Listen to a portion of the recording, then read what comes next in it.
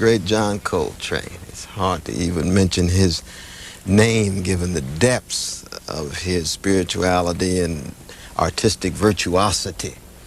And Here he is, album 1959-60, Giant Steps, just after he had left Miles's quartet and formed his own quartet, is one of the heights of, I think, cultural life in American civilization in the 20th century, actually. Now, you mentioned Coltrane many times in the book. Yes, indeed. And Chekhov. Absolutely right. First, why Coltrane? You talk about you're going to teach Coltrane. Absolutely right. I'm writing a book on Chekhov and Coltrane, actually. But Coltrane, for me, is a culminating figure in a very rich tradition of blues and jazz.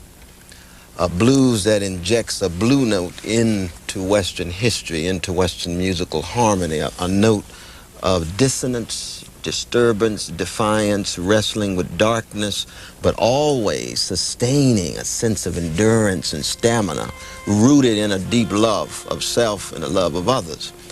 And be it a Ma Rainey, be it a Billie Holiday, a Sarah Vaughan, a Miles Davis, the Thelonious Monk, or John Coltrane, you have this story of a people who, up against institutional terrorism, slavery, Jim Crow, lynching, police brutality, still forge a sense of self with integrity and dignity. That's what I hear in John Coltrane. Here's a little bit more from this album. And John Coltrane died when? He died in 1967. He was 40 years old, same age as Franz Kafka, actually. And what are you hearing right here? Well, here you get the lyrical, the kind of a deep lyrical, it was what he vocalizes a European instrument, the saxophone, but it's expressing both a spirituality rooted in black struggle, but reaches out for the struggle of others, be they in Russia, be they in Kurdistan, be they in Greece, be they in Guatemala, be they in Chile. One has to be silent in the face of that kind of depth, actually. Did you ever know him? No, I never did. I never did. But I have access to the tradition. You know, the same tradition of that links one to, in the popular level of Curtis Mayfield just passed, Stevie Wonder, Wynton Marsalis. And you're going to teach him? Yes.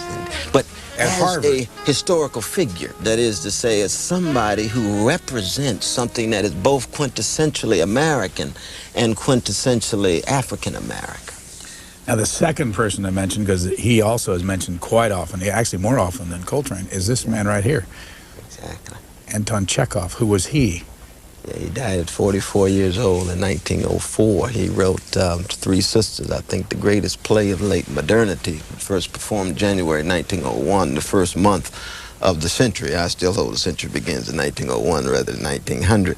But Anton Chekhov is, I think, the towering literary figure of late modernity. And what I mean by that is that what he actually is able to do is to force us to wrestle with inescapable disillusionment, disappointment, disheartenment, and yet still be able to, like Coltrane, compassionately endure, to look the nullity of who and what we are, to look the absurdity of so much of our history, and still sustain ourselves as struggling, shuddering, suffering agents in the world.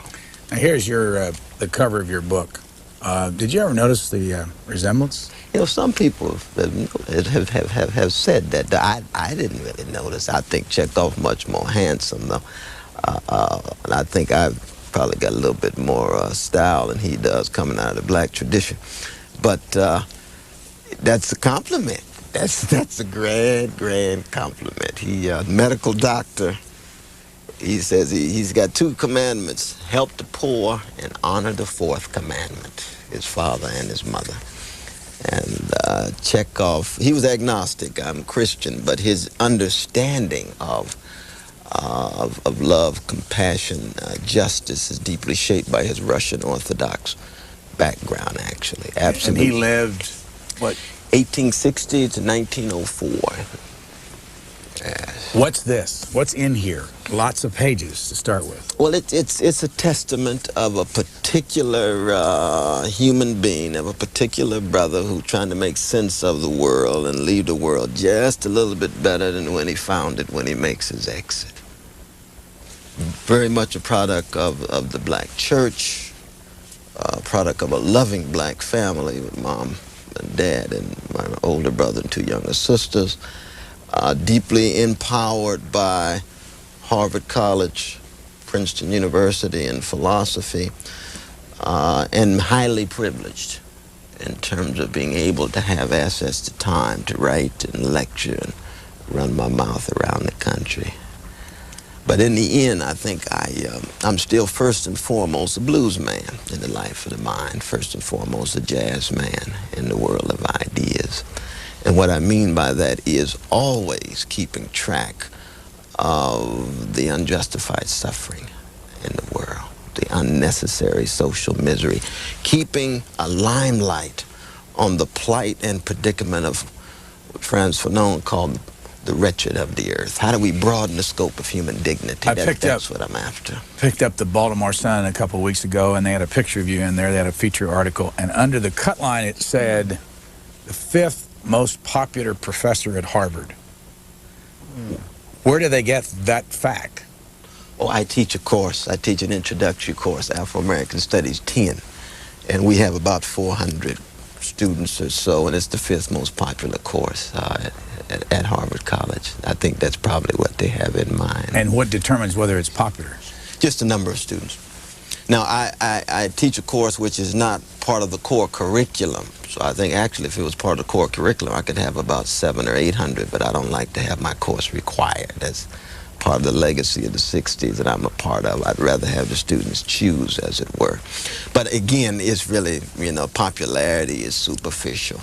I want to be able to engage in the grand calling of a Socratic teacher, which is not to persuade and convince students, but to unsettle and unnerve and maybe even unhouse a few students so that they experience that wonderful vertigo and dizziness and recognizing at least for a moment that their worldview rests on pudding, but then see that they have something to fall back on. It's the shaping and forming of critical sensibility. That for me is what the high calling of pedagogy really is. Basic books, Civitas books. Civitas is what? Civitas is actually a particular slice of basic books. I was very blessed to have a dynamic editor in Tim Bartlett who suggested this idea to me. I had really actually never even contemplated the idea of bringing together different slices of the 14 books that I've actually written and then the other 6 that's edited. And he said, no, I think this is the time. I said, well, I'm only 45 years old. I'm 46 now, and I've always been, I've already been accused of being a little bit too premature in trying to bring together some of my own reflections, and even been accused of being a little bit too centered on my own projects. I said, that's the last thing I need is a Cornel West reader. He said, no, I think it's necessary. I said, well, sure, let's see. Let's see.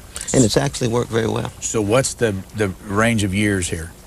I think the first essay on Nietzsche was 1981 up to 1999, so we got about 18 years.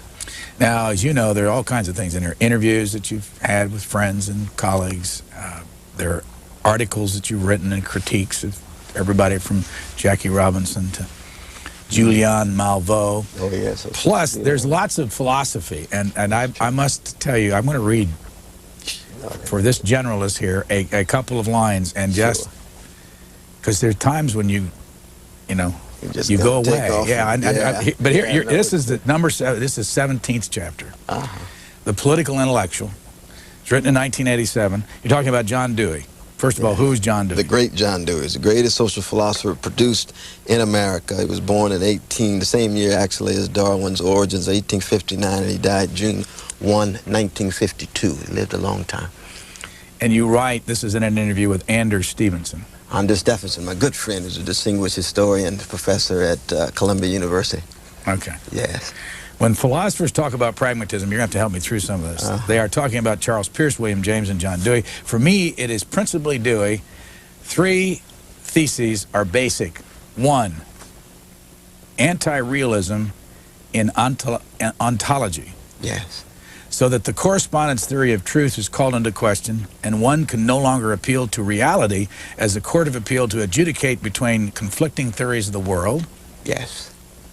2, anti-fundamentalism in epistemology, so that one cannot, in fact, invoke non-inferential, intrinsically credible elements in experience to justify claims about experience.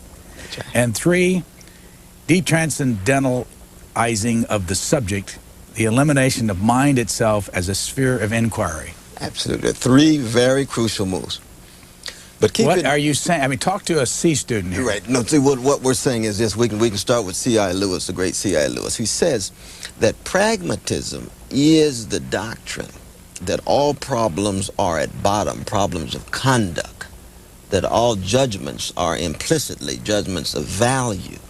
And just as there's no valid distinction between the theoretical and the practical, there is no separation between a quest for truth and the justifiable ends of action. What does that mean? That means that social practice sits at the center of how we understand our quest for truth, our quest for knowledge, our quest for the good, our quest for the beautiful, and the attempt to look for something other than contingent, shifting, changes social practices, to look for something other than social practices that allows us to adjudicate between conflicting views of the world, right, is called into question. What does that mean? That means that, okay, when scientists tell us that this table actually consists of electrons and neutrons, right, they could be right, they could be wrong. We believe them at the moment.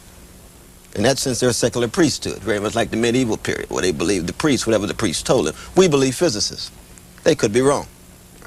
150 years from now, it'd be very different. Well, nobody ever was able to see neutrons or protons. Neutrons or protons are theoretical posits, but they're the best thing we have at the moment. So we appeal to the practices of this scientific community in light of reliable methods that are connecting various trails of evidence that allow them to make valid inferences and thereby draw reliable conclusions.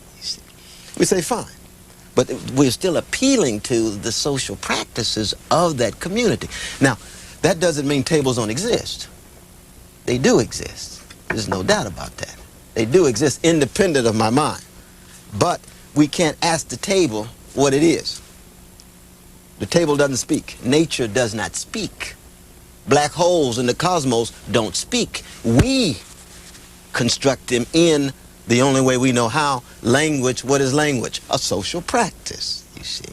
So pragmatism here is simply saying we are temporal beings, we're historical beings, we are communal beings. And in our cooperative work together, we try to understand the world. We don't construct the world in the sense of just projecting it in an idealistic way.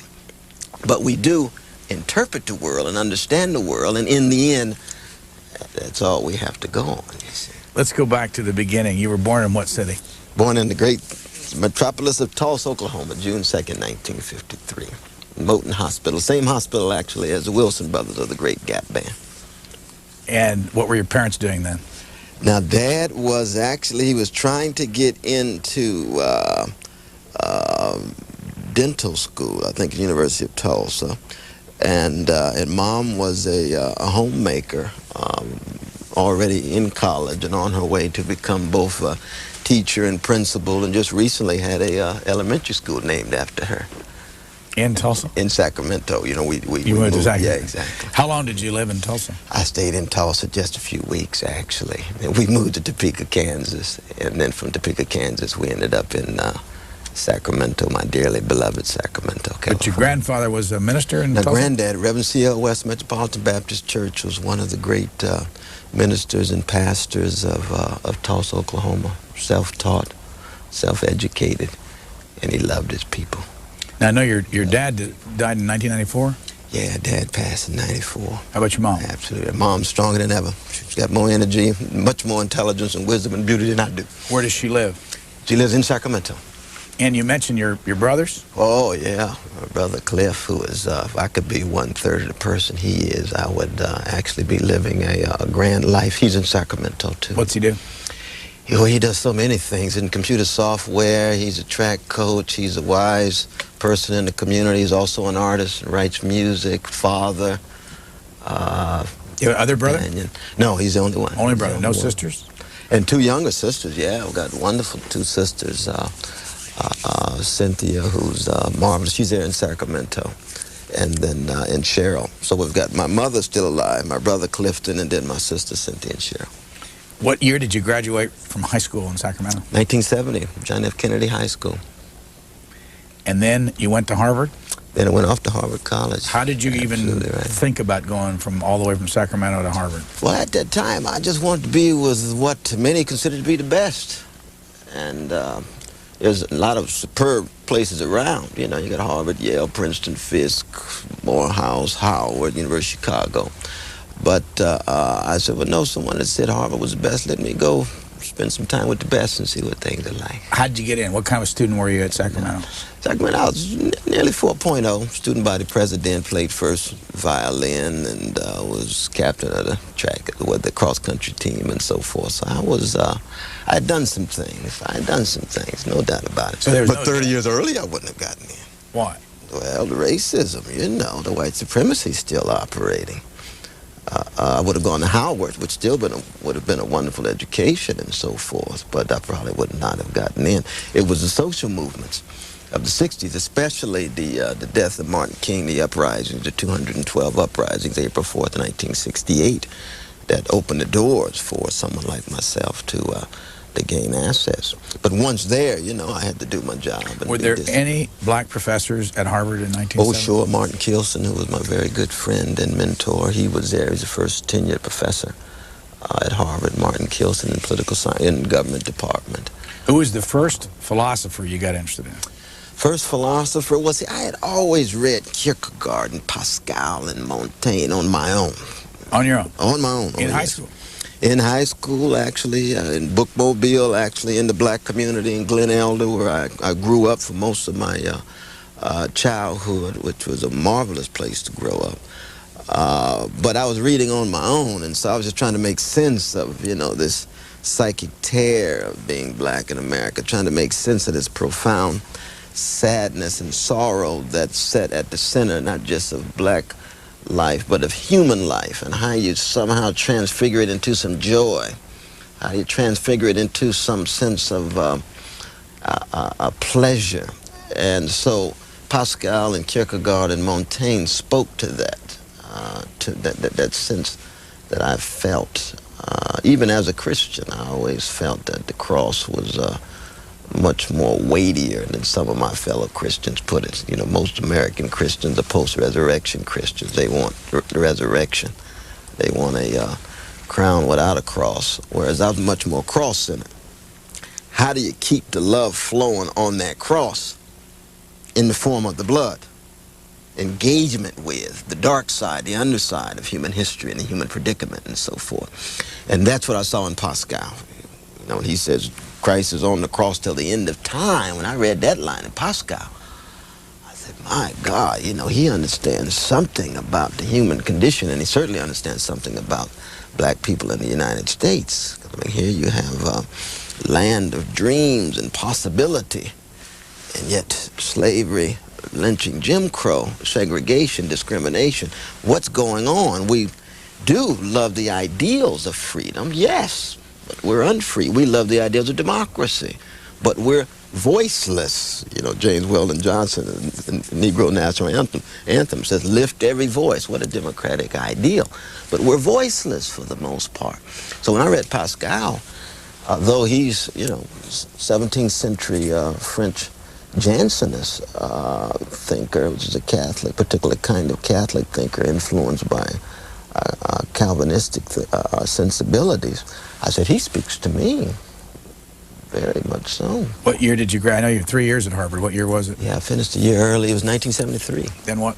Then off to Princeton. For how long? I was there for 2 years, finished up courses, took my exams, went back to Cambridge, and began mainly to write literature for a while, mainly reading the Russians, though. Where did you get your doctorate degree? Princeton. The Ethical Dimensions of Marxist Thought. Yeah, that was a dissertation. That was a dissertation. You like Deeply Marx? influenced by my good friend and mentor and brother Richard Rorty, one of the towering figures, not just towering philosophers, towering intellectuals of our day. Professor at Princeton. He was my professor at Princeton, but I had so many others. There was Paul Benasserif, who's my good friend. He is a logician, and we can go on and on. Tim Scanlon, Walter Kaufman, Tom Nagel, and others. It was a wonderful place to be, actually. Do you like Marx? You know? Well, the Marxist tradition is, for me, is a crucial one because Marx himself put the focus on working people, and he understood that if we're going to understand capitalist markets, we have to understand the power relations between labor and management, between working people and their bosses, and that the power relations are asymmetric. That is to say that the bosses in management have more power than workers and employees. And he knew there was going to be tension and a struggle. And he said, I want to keep the focus in a very Christian way on the least of these, on those who are catching the most hell. And of course, unfortunately, we associate Marx in America with repressive communist regimes, you see. But Marx himself in the 19th century says what? There will be vast levels of wealth inequality. There will be oligopolies and monopolies at the top that devour more and more businesses with unaccountable concentrations of power and wealth. How do we ensure the dignity of working people? How do we ensure their voices are heard, not just through the ballot box, but at the workplace? Now, as a radical Democrat, someone who comes out of the tradition of a Walt Whitman and a W.B. Du Bois, I have to take very seriously that Marxist tradition, even as I reject the regimentation and the repression that we rightly associate with communist regimes in the 20th century. So that's why when I talk about the progressive Marxist theory, that there are basic needs of working people around the world that remain unmet.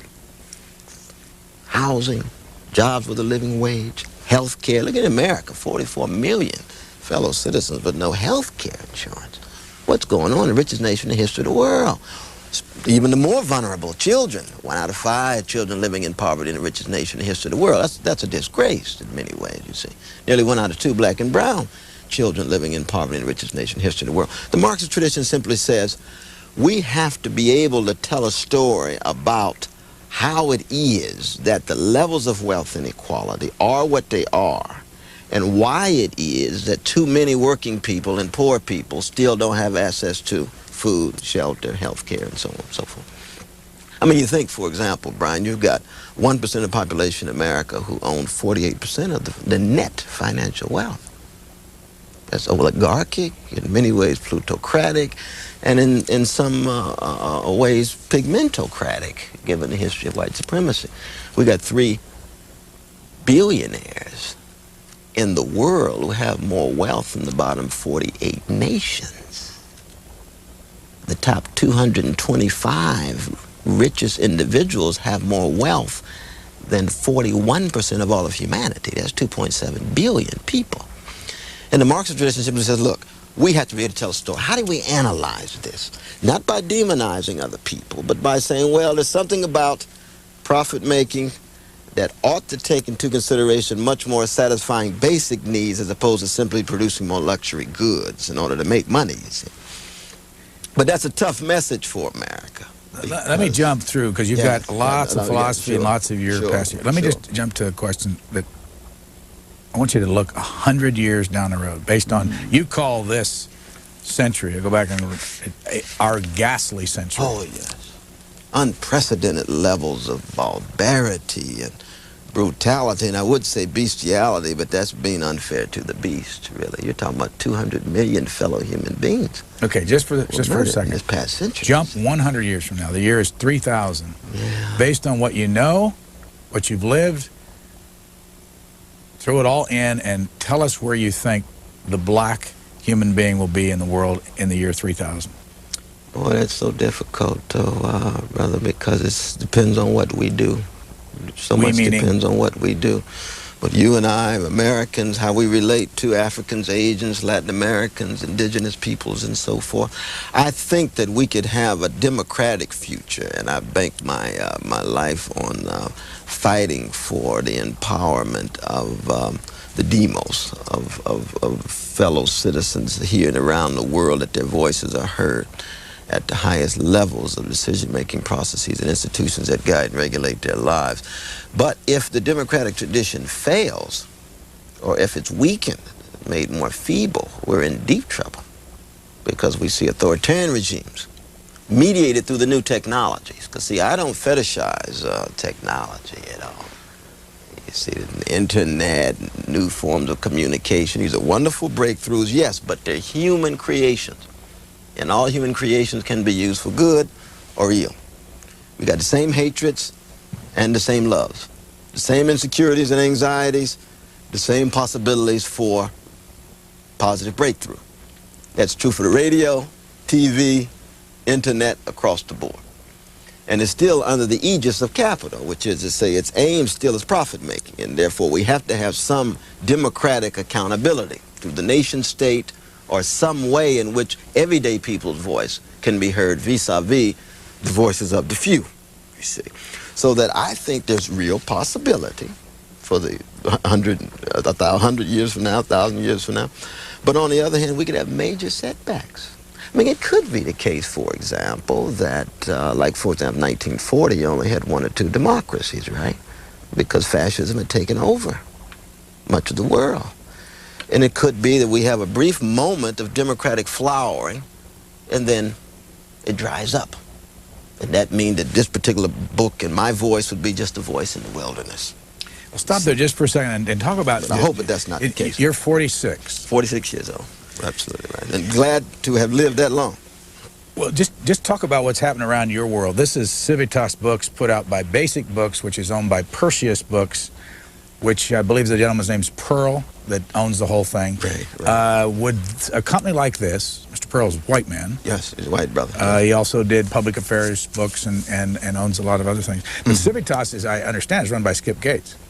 Well, he is one of the... Well, he's got a... I think he's got a small stake in that particular slice, but that's a slice of a whole host of different slices. It's a very complex operation. I don't fully understand, actually. But no, Brother Skip's got a hand. But my point is, and he's running the African American Studies program at Harvard. Absolutely right. Is all this a plus? Is it a big change from when you were there in 1971? Oh, sure. Oh, very and much so. What do you think's doing that? What's well, making you got it a number of things at work. I mean, one is that you see in the market-driven civilization of which we're a part, the commodification is ubiquitous. That is to say, the profit-making, money-taking is ubiquitous. And so the real challenge is, like any other human activity, can that be used in such a way that it accents what I would call non-market values, which has the truth-telling about commodification, which has to do with organizing and mobilizing people against some of the deleterious consequences, some of the negative effects of commodification. Because commodification is here to stay. There's no escape. And actually, there's some good things about it. You know, it produces high levels of productivity, reinforces ingenuity, technological innovation. That's very important. But the dark side is what? High levels of inequality, and at the personal existential level, isolation, loneliness, what the great Arthur Miller calls the American disease of unrelatedness, lack of community, failed intimacy, like the American Hamlet, Blanche Dubois, in A Streetcar Named Desire. So through the market, through commodification, can we engage in truth-telling, exposing of lies, bearing of witness, that accent non-market values, but the irony is it's still through the market. It's the only way we can communicate, the only way we can reach out to one another for the most part on a broad scale. Now, face-to-face and soul-to-soul is still possible, but on a broad scale, you see. So we have to keep a kind of dialectical understanding of commodification. This book itself, a commodity, no doubt, but critical of the very process. Well, that's part and parcel of how, in fact, markets can be used for non-market ends, and at the same time, acknowledging some of the virtues of the market, but also some of the vices of the market. Now, of course, his text has its own limitations too, because it has its own parochialism. Here I am using a Western European language, right? I'm a New World African who dreams in a European language, dreams in English, right? And that language is the language of Shakespeare and Milton and Toni Morrison and Faulkner and others, but it's not the language of Chekhov. It's not the language of Tolstoy. So there's a certain kind of built-in parochialism that I perennially try to shatter, but I recognize I'm just a human being. Do some blacks get mad at you for writing about Chekhov, a white man, and Kierkegaard and Kant and Hegel and all these people? Sure, because they have a deep suspicion of, certain Western philosophers. I understand the suspicion because they've been put down, they've been devalued and dishonored by a lot of Western thinkers. Look what Hegel said about Africa. It had no history. Somebody in here called you the leading single black philosopher, maybe in the world, but in the United States certainly. Do you feel that when you go about? No, not at all. Nah, I'm just brother off the block trying to make sense. I mean, a lot of people use these kind of terms, but no, I don't take just it a that brother serious. Off the block trying to make sense. Trying to make sense. The world loves somebody before I die. That's all I'm trying to do. You know what I mean? You give 150 lectures a year, it says in here? Well, yeah, I've got quite a schedule. Quite a schedule. Very much so. You're involved in the Bill Bradley campaign? Very involved with my dear brother Bill Bradley. I've just been out in Iowa and New Hampshire and so forth. You're honorary chairman of the Democratic Socialists of America? Part of the great legacy of Eugene Debs and Norman Thomas and my dear friend, the late, great Michael Harrington, trying to keep alive again this democratic socialist ideal, which is more the name of a desire for justice than it is the name of a system. And it's hard to communicate to Americans the sense that this is a radical democratic view that accents the role of working people and poor people, of marginalized people, of gay and lesbian people, of peoples of color, of disabled, physically challenged people. All those who have been, in some sense, devalued by those who are viewed as normal, mainstream. And it's not PC chit-chat, because we're talking about some very, very scarred, bruised human beings, but they're not simply victims. They're agents in the world. Is it fair to say, though, in this competitive marketplace that we have, that you have been a financial success? That I have been able to make enough money to support my loved ones, my wife and son, and do, of course, anything for mom. I take a bullet for my mother, and family too. You're absolutely right. In fact, I have been privileged in an excessive manner, but at the same time, I've had to deal with the cost. You see, I had to deal with the cost because, one of the most dangerous persons in the world is a self-loving, self-respecting black man who tells the truth about America. You see, so you got the death threats every day. You've had death threats? Oh, Lord, all the time. From, you know where they're coming from? Well, they come from very different sources, and, people keep track of them all the time. Are they all white people? Yeah, definitely. It's a small slice of white supremacist folk out there who's out of control, But there's a cost that you have to pay. There's no doubt about that. Now, would I rather be broke as the Ten Commandments and pay the cost? No. I'd rather have some resources and money. But is it seductive to have too much money? Absolutely right. That's why you have to use it in the right way, you see. Where'd you meet your wife? Met my wife in New Haven. New Haven. Under what circumstances? I was then teaching at the time, and she was working there. She was Ethiopian. Elena Ramlock, who has just put together this wonderful first international conference on AIDS in Addis Ababa. She's quite an activist dealing with the epidemic of AIDS and, on the continent and so forth. But we met almost 15 years ago now. How many children? We've got one son. My son is actually from an earlier marriage, Clifton. How old is Clifton? He's 22. Is he the fourth? He's 22. Well, not the fourth, because the middle name is different. See, my grandfather was Clifton. My father was Clifton. My brother was Clifton. But my brother named his son Cornel after me. I named my son Clifton after him. But it's different middle names. They were Clifton Lincoln, and he's Clifton And what are they all doing now? The kids? Well, the kids? Who was that? Cornel? Your Well, kids, Cornel's yeah. a poet, and my son is an aspiring actor. Do they see life any differently than you do? And I mean, yes. compared to what you grew up with and the black versus the white, what do they see that's different? Well, one is that it's harder to sustain the webs of care these days with the families divided and shattered, with the communities much more dispersed. See, I grew up in a neighborhood. The young brothers and sisters of hip-hop culture and rap music say they're growing up in a hood. There's a big difference. What's the difference? Because the hood is social Darwinian space. It's a Hobbesian war of all against all, backstabbing, hard to forge bonds of trust and ties of sympathy. Neighborhood, where I grew up, tremendous care, love, nurture, overflowing. Everybody keeping track of me, you know, Mrs. Durham and Mrs. Burton and my mother and Reverend Willie B. Cook and Deacon Hinton, all these folk keeping track of me. In the hood, young folk out there rootless, dangling, deracinated, drifting. Why? What changed? What changed was they don't have enough adults in their lives. They don't have enough love and nurture that's targeting them. They don't have enough people who are concerned about them, who believe in them, keeping track of them. Why not? You see.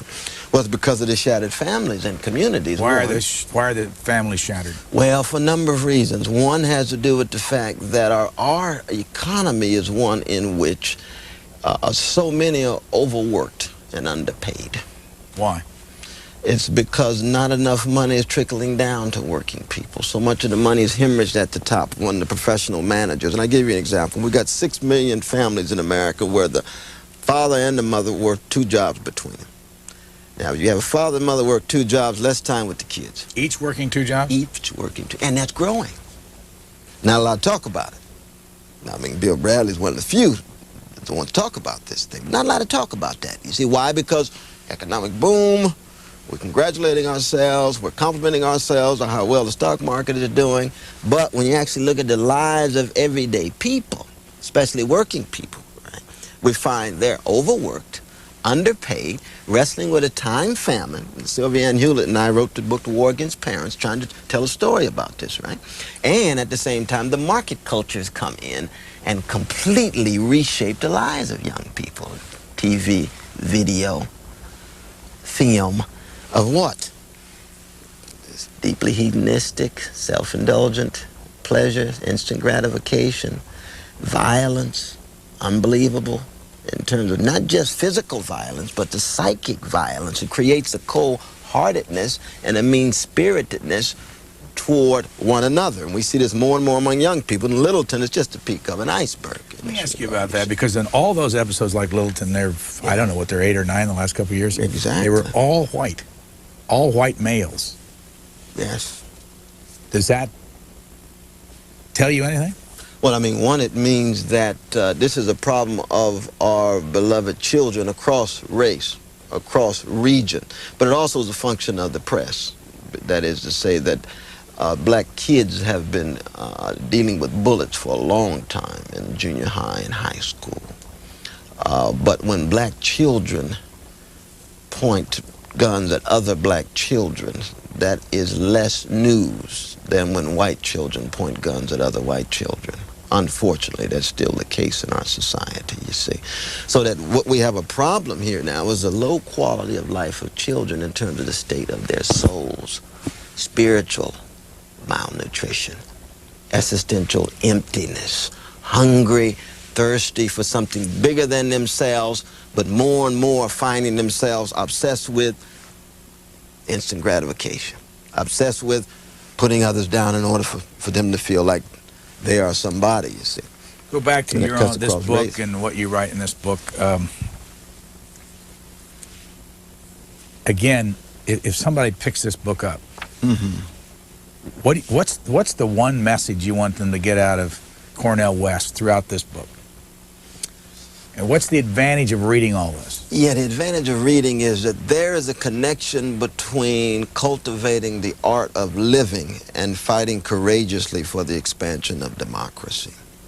See, the art of living is learning how to die. And what I mean by that is that if you're really going to live life intensely, then something in you every day ought to die. Some bad habit, some prejudice, some faulty presupposition, so that you're continually involved in a struggle to better yourself, become more mature, more compassionate, more courageous. And we need that compassion and courage and maturity to expand democracy, because in the end, that is still the best ideal that we fragmented, cracked vessels called human beings have been able to come up with. You say that the black means of cultural expression is two, music and preaching. Well, historically, because black I people wanted to ask you what's happening in the preaching world today, oh, in the black well, churches. very, very rich indeed. And we got, you know, Reverend Gardner Taylor is probably the finest preacher in Christendom right now. And we've got Reverend Manuel Scott, Reverend Carolyn Knight. We can go on and on. Do you preach? No, I'm neither ordained nor licensed, even though a lot of people think I am. I'm a lay person, but I'm often asked to speak in churches, and I will accept invitations if I can do that. But the important thing to keep in mind, though, is that historically, of course, enslaved Africans were not allowed to read. It was against the law. So we brought the rich oral traditions of Africa. We with the drums, which themselves were also outlawed, but we began to clap. And at the same time, were exposed to European instruments or brought African instruments, so that early on in America you get this original indigenous form of cultural expression in spirituals, blues, jazz. But now that we've been able to gain the right to read after the Civil War, we've gone on to produce a very rich literary and intellectual tradition. Let me ask you about some of the things I wrote down. Sure. It's in your book. Sure. Jackie Robinson, he knows that, quote, money is America's God. Yeah, exactly. Did you know him? No, I didn't. No, I didn't. But I mean, it echoes the great William James when he called the bitch god of success. A success in America. What is the American dream? For the most part, pecuniary gain and material success. Does it ever pull you personally? Oh, sure. It pulls all of us. It pulls all of us. But you see, Martin King said that his dream was rooted in the American dream, which is a critique of the American dream. We need prosperity, not a bad thing if it does not become idolatrous, if it does not become so seductive that it constitutes a false security. So we have to come up with new ways of dreaming that includes material resources but goes far beyond it. Julian Malveaux, who is an economist, and we've had on our show many times, I detect a Chekhovian strand in her cultural and social criticism. Again, profound sense of the comic. Profound sense of the comic. You said that Chekhov had 8,000 characters? 8,000 characters. It's unbelievable. And how many years did he write? And he wrote from the age of 18 until the few days before he died. I've just got one of the many books you can find on him in the Yeah, plays. he's such a towering. First time you ever read him? I first read Chekhov when I was 19 years old, and I could see he had a blues sensibility. How do you keeping on with love and compassion, with some sense of justice toward all, but you're wrestling with levels of disappointment and disillusion that will never let you go. My struggles with the Black Panther Party, I was never a member, but worked closely with them. I just took that out of context. My struggles with the Black Panther Party. Oh, yeah, the Black Panther Party was very, very important to me in terms of first trying to give us a sense of an analysis of the system, both the capitalist economy and the system of white supremacy. Now, later we'd have to understand the system of male supremacy, the system of heterosexism and homophobia. But the system, it was not just a matter of individual prejudice when we talked about race. It was a matter of its relation to the workplace, the exploitation of black labor. How do you bring black and white workers together? How do you bring black, white, red, yellow workers together? My problem early on was that they trashed the black church, you see. And as a Christian, I thought that was both understandable but unfair. That is to say, there's nothing wrong with being very critical of the black church. There's no doubt you've got a lot of black preachers out there doing things they ought not do. But you got a lot of black lawyers, you got a lot of black doctors, a lot of black pharmacists, black professors. Let's be open-ended in our criticism. By the way, how many black professors are there now in the African American Studies program at Harvard? Oh God, we must have about 8 now almost. Yes, and you know, again, Brother Skip, Professor Gates is his leadership is such that we're bringing in some high quality folk, and we need more women actually, but bringing in some high quality folk, and most importantly, constituting an intellectual neighborhood. That's what we're after. Could a white person ever teach black studies? Oh no, we've got a number of a number of white colleagues. Oh, very much so in the department. Do you feel different when you know you're going to be interviewed by a white person versus a black person? Not necessarily. Depends who they are. You know, there's a lot of soulful white brothers and sisters, and a lot of black brothers and sisters who need more soul. Do you ever get an interviewer these days, maybe even a white interviewer that's antagonistic toward you? Oh shoot, I'll get antagonism toward interview with black, white, red, or whatever, and so and lack of antagonism with black, white, red. It's more of a human thing. I guess what I was asking is whether you see racism as much today as you used to. Well, it's still around though. Yeah, but do you see around. It? Oh sure, I see it. Do you see it in your classes? Less so in the classes, though, I think. I mean, in my class of 400 students, I would guess maybe about 67% would be white. And the exchanges and dialogues and interactions there are very challenging and humane and so forth. But I mean, you know, white supremacy is still operating. It's just, it can be more subtle in certain contexts. But that's less the problem than the ways in which that operation is connected to denying people jobs with living wage and health care and shelter. Somebody like myself, I mean, it's less important because I've been able to ascend to certain levels, you know.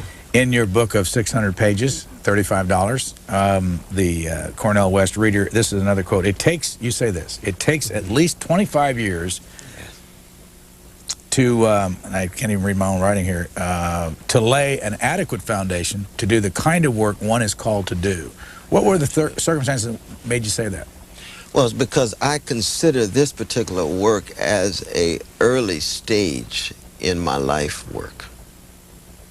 Because I've really yet to do what I really want to do. Which is? You see.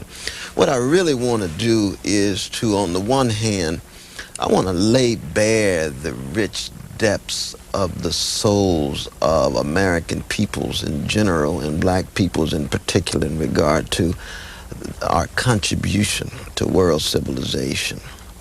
How we wrestle with the sense of the tragic and the comic, what is distinctive about our democratic sensibilities, why are we the most market-driven and the most religiously saturated of peoples as Americans vis-a-vis other peoples, you see. And we have to do that in a comparative way. That's why I go to the Russians, because the Russians have the richest, deepest, most profound literary tradition of the modern world. Have you been there? You see. Never been to Russia. Been there spiritually, intellectually, but never been there physically. Never been there physically. They have a thickness that we don't have in America. American culture is one much newer, of course. You know, it's just been around since 1776 in terms of the nation state. And we have a flow of immigrants who are Americanized but bring with them very rich baggage, but at the same time have to learn how to adjust and adapt to the new American ways. And as Eugene O'Neill, our greatest playwright, pointed out, that we tend to be a people who think we can possess our souls by possessing commodities rather than digging deep in our souls. This is why the blues and jazz is so very important, you see, because it's one of the few examples in American civilization where it doesn't believe the hype about the melodramatic, sentimental stories of the happy ending, nor is it cynical. It tries to tell the truth about America, but also sustain the possibility of America. Earlier, when we opened up with some theme music from John Coltrane, and this you knew, I did not show you this in advance. You knew this was 1959. Oh, yeah. Do you have everything he's ever Oh, no, recorded? Coltrane was so prolific. Yeah, it's like trying to read all of Tolstoy. You know, you spend a lifetime. But, I mean, the peaks. And most importantly, it's not a question of how much, but it's how deeply you have internalized his sensibility. Do you collect music? Do you listen to music? Yeah, I do. I do. I mean, listen to a variety of music. Coltrane, of course, is at the center. But it's I carry Coltrane around with me every day, the way I carry Chekhov around with me every day. And it's linked not just to the music as some ornament some art object, but it's got to become part of your soul. You know, when Chekhov says, I wake up every morning squeezing the slave out of me so that I will have the I have running in my veins the blood of a real human being. You see, that's Coltrane and Chekhov. You have an interview in your book, a 1998 interview with David Smith, the Dean of Faculty at Williams. A good friend, and yes, he's a brilliant and wonderful brother and distinguished professor, and the Dean of Faculty. Actually, he's the first black Dean of the Faculty at Williams College. In Massachusetts. In Williamstown. It's a great But let me just read what he said in here. Your eclecticism, I didn't have the whole quote here. You'll know what I'm talking about. Your eclecticism reflects, he says, some people say your eclecticism reflects a kind of shallowness. You are simply a skillful speaker who has borrowed bits of knowledge, haven't mastered any discipline. He was kind of challenging you to answer that criticism. Do you get a lot of that? Some of it, sure. I mean, I've got critics who've gone at me tough, and you always must listen to your critics when they're trying to teach and tell you something, even though you also have critics who don't do their homework. They don't really read you that closely. They don't really engage your material. And then, of course, you always have envy operating, which is a sad thing, but that's human, all too human. And so you have to just keep moving and keep doing your work. But you have to be very, very attuned to claims that can make you better. There's a sense in which you are only as good as your foes, because if your foes are strong, they make you strong. But on the other hand, you don't demonize them because they've got their own insecurities and anxieties that they're dealing with, and you want to empower them in the same way that they, ironically, can end up empowering you. But the eclecticism is real. That I'm someone who, like a jazz man, is improvisational, experimental, pulling from a lot of different traditions. So people say, well, how could you talk about Ralph Waldo Emerson and Louis Armstrong in the same vein? Well, they're both experimental. When you go back to your class for a second, when you are, what lecture in your classes do you find them on the edge of their chair? Is there one more than the others? Probably the music lecture. And it's primarily because music in the lives of young people, for many, is the last form of transcendence. It's their fundamental form of... From bebop to rap. Well, no, we go all the way back from work songs of slaves through spirituals, through blues, through jazz. How long do you lecture rhythm on this? And blues. I have a week lecture, 2 hours. 2-hour lecture? Yeah. And you get the most interest. And, of course, we hear the music itself. You know, you turn on Billie Holiday to sing about strange fruit, the southern tree is bare, that American institution of lynching, and the students. Coltrane blows Alabama, the students. Listen to Monk play Ruby, My Dear. The students. Wow. A lot of them don't know. Black or white or red or yellow or whatever, they don't know, you see. Now, by the time you get to Prince, all of a sudden they're ready to move because they have some acquaintance, you see. But you say, well, this is a rich tradition, you see. The Isley Brothers are inseparable from Billy Eckstine, inseparable from Johnny Hartman. This is a tradition with a variety of different voices, you see.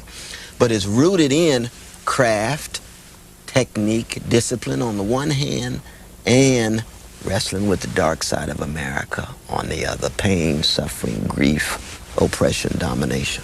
Which, in the history of the United States, which white male or female do you think, they had to take a risk, though, in doing this, were the most sympathetic to changing the racial differences? I would say Miles Horton, the founder of Highlander Center. He was just an indescribably courageous and visionary white brother from Tennessee. Highlander Center was where Rosa Parks, the great Stokely Carmichael, Kwame Tumwe, we just lost him 2 years ago, Brother Bob Moses, Diane Nash, a whole host of freedom fighters of all colors would spend time at Highlander Center and would be sent back. It's in Tennessee.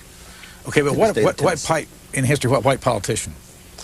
Who's the most courageous white politician in history for the race issue? Well, in terms of effect, of course, it would be Lyndon Baines Johnson, even though he underwent a wonderful change from his early years.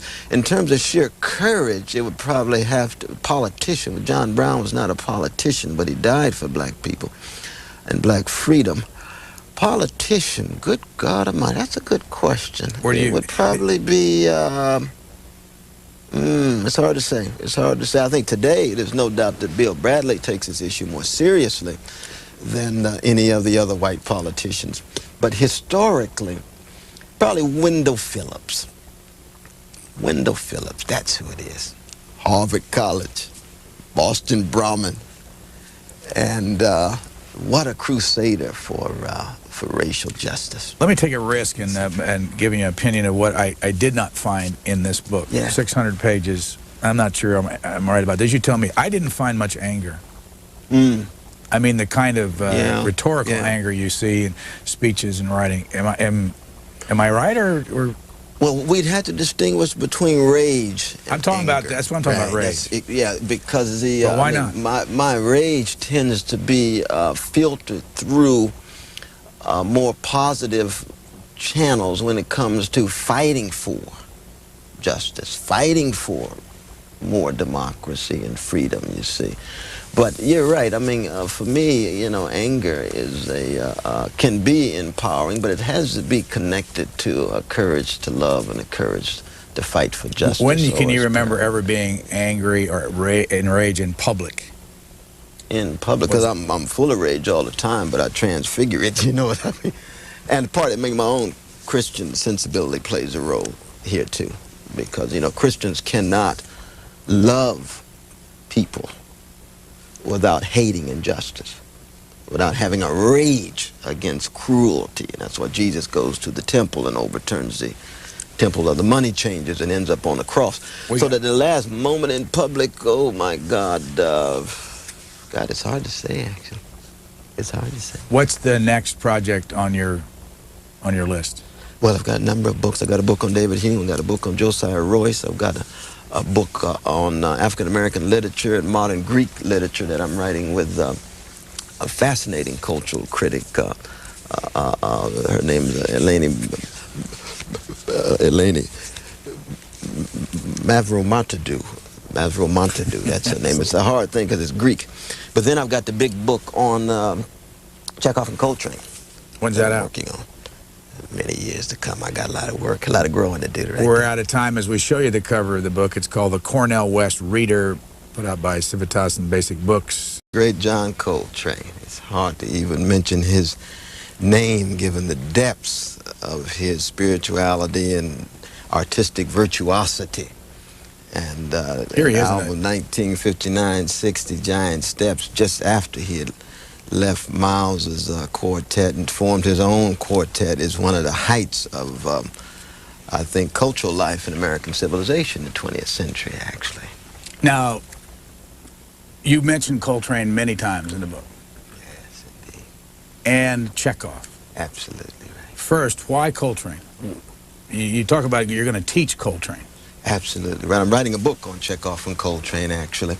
But Coltrane, for me, is a culminating figure in a very rich tradition of blues and jazz. A blues that injects a blue note into Western history, into Western musical harmony, a note of dissonance, disturbance, defiance, wrestling with darkness, but always sustaining a sense of endurance and stamina, rooted in a deep love of self and a love of others. And be it a Ma Rainey, be it a Billie Holiday, a Sarah Vaughan, a Miles Davis, the Thelonious Monk, or John Coltrane, you have this story of a people who, up against institutional terrorism, slavery, Jim Crow, lynching, police brutality, still forge a sense of self with integrity and dignity. That's what I hear in John Coltrane. Here's a little bit more from this album. And John Coltrane died when? He died in 1967. He was 40 years old, same age as Franz Kafka, actually. And what are you hearing right here?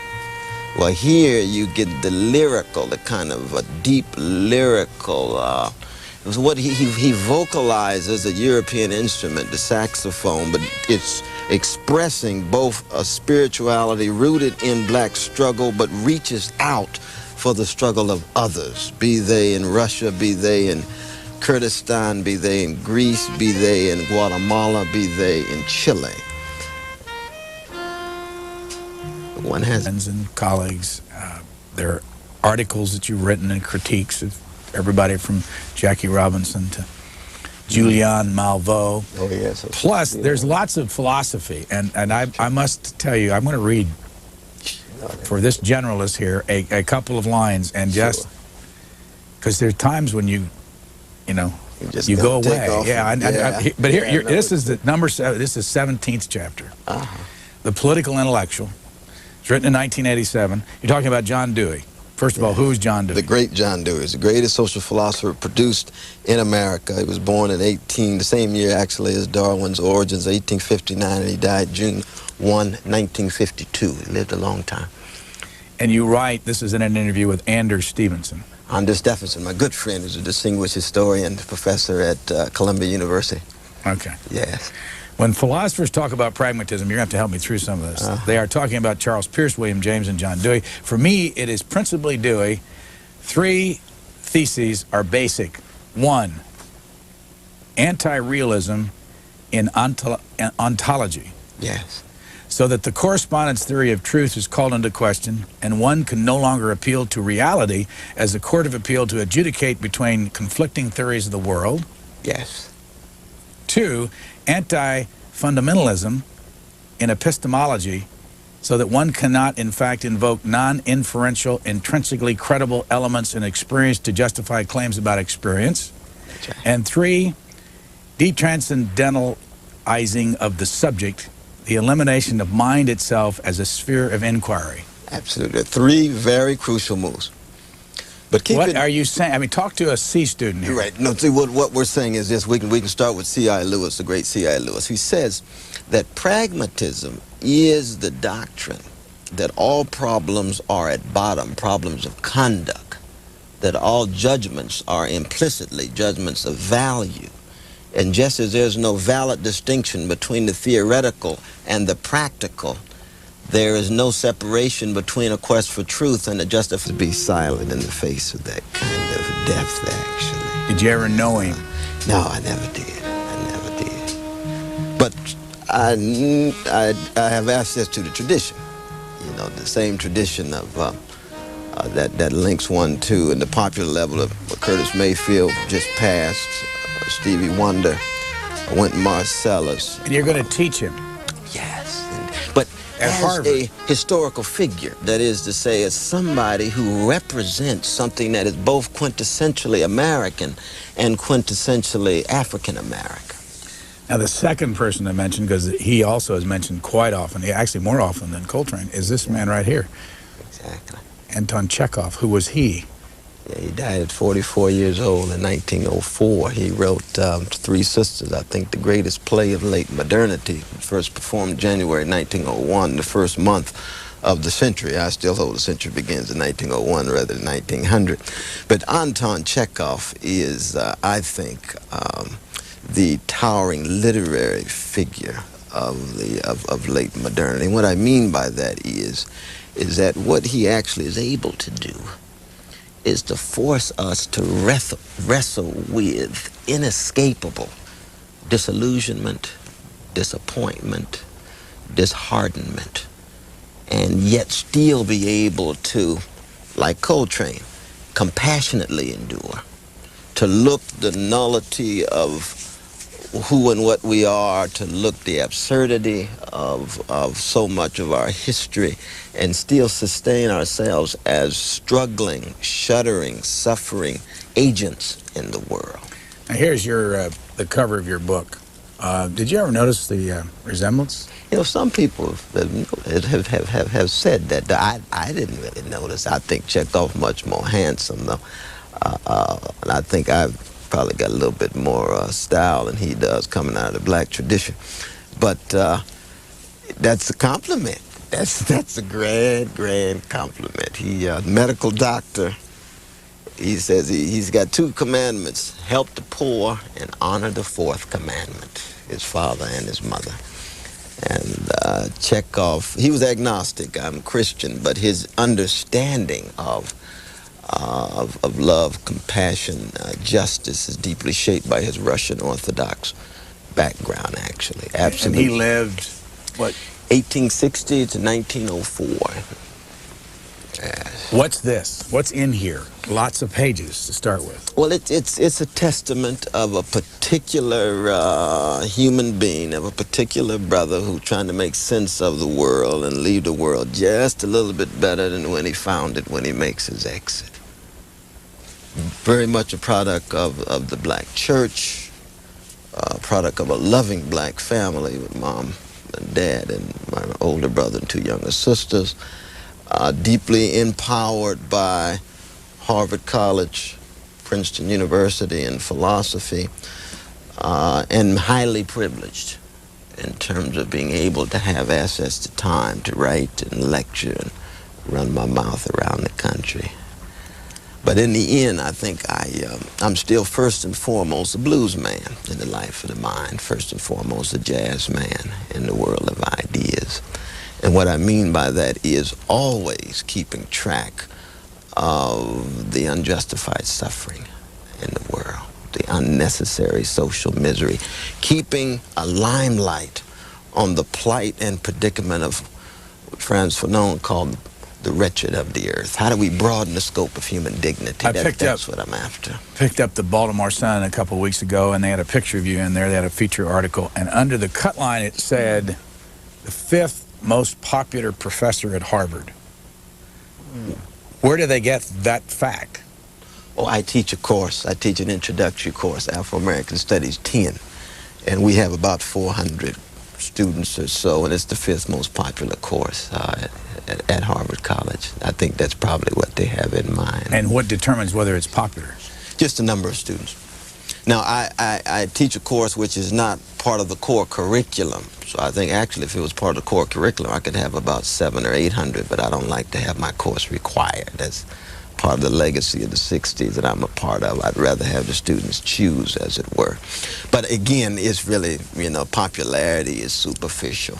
I want to be able to engage in the grand calling of a Socratic teacher, which is not to persuade and convince students, but to unsettle and unnerve and maybe even unhouse a few students so that they experience that wonderful vertigo and dizziness and recognizing at least for a moment that their worldview rests on pudding, but then see that they have something to fall back on. It's the shaping and forming of critical sensibility. That for me is what the high calling of pedagogy really is.